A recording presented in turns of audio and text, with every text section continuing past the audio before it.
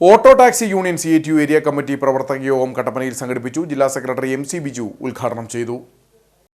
ജില്ലാ auto taxi union CATUവിന്റെ area committee പ്രവർത്തക യോഗമാണ് സംഘടിപ്പിച്ചത്.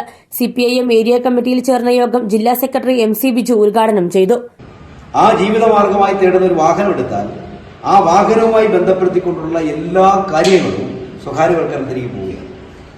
എന്ന് പറഞ്ഞാൽ ആ വണ്ടി ടെസ്റ്റ് ചെയ്യുന്നിടം മുതൽ ടാക്സ് അടയ്ക്കുന്നതടക്കം എല്ലാ കാര്യങ്ങളിലേക്കും ഇൻഷുറൻസിന്റെ മേഖല അടക്കം സ്വകാര്യവൽക്കരിക്കുമ്പോൾ അവർ തീരുമാനിക്കപ്പെടുന്നതാണ്.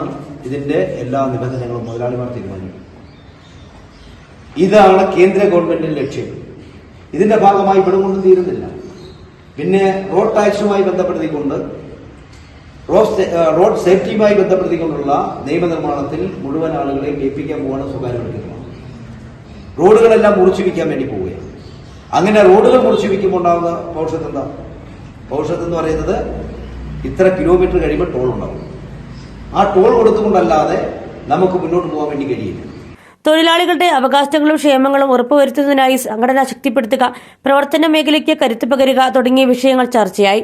ഫൈസൽ ജാഫർ അധ്യക്ഷത വഹിച്ച യോഗത്തിൽ സംഘടനാ ജില്ലാ joint secretary CR Murali, CJ Joman തുടങ്ങിയവർ സംസാരിച്ചു. ഏരിയ പ്രസിഡന്റായി ഫൈസൽ ജാഫറിനെയും സെക്രട്ടറിയായി TM സുരേഷിനെയും ട്രഷററായി KT ദീപുവിനെയും തെരഞ്ഞെടുത്തു.